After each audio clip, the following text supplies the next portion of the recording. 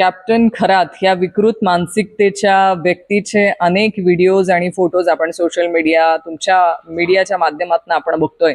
खरं या विकृत मानसिकतेच्या माणसासोबतचे ज्या ज्या लोकांचे व्हिडिओज आणि फोटोजही बाहेर आलेले आहेत, ह्या सगळ्या प्रकरणाची सखोल चौकशी होणं अपेक्षित आहे.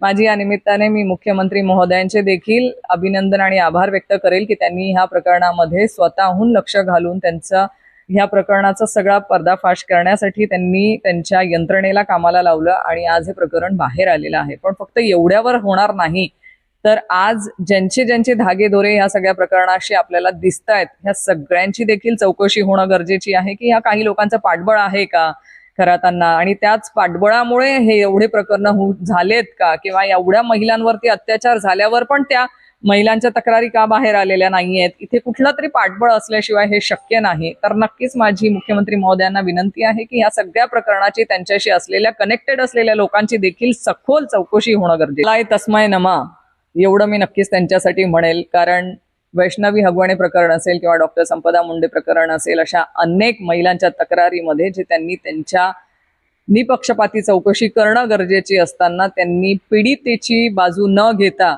काही राजकीय लोकांना पाठीशी घालण्याचं जे काम किंवा जे दुष्कर्म त्यांच्या माध्यमातून घडलं होतं आणि त्याची त्यांना आजही ह्या बाबतीमध्ये परतफेड मिळते असंच मी त्यांना म्हणेल. कारण शेवटी आपण ज्या पदावर बसतो, ज्या संविधानिक पदावर बसतो, तेव्हा आपल्याला समोरच्याला न्याय देणं अपेक्षित असतं. पण ते न्याय न देता कुणाला तरी वाचवायचं आणि त्या पीडित महिलांवरती जो अन्याय झाला तो अन्याय शेवटी आज त्यांच्या या राजीनाम्याला मला असं वाटतं की त्याला त्यांनी जबाबदार झालंय.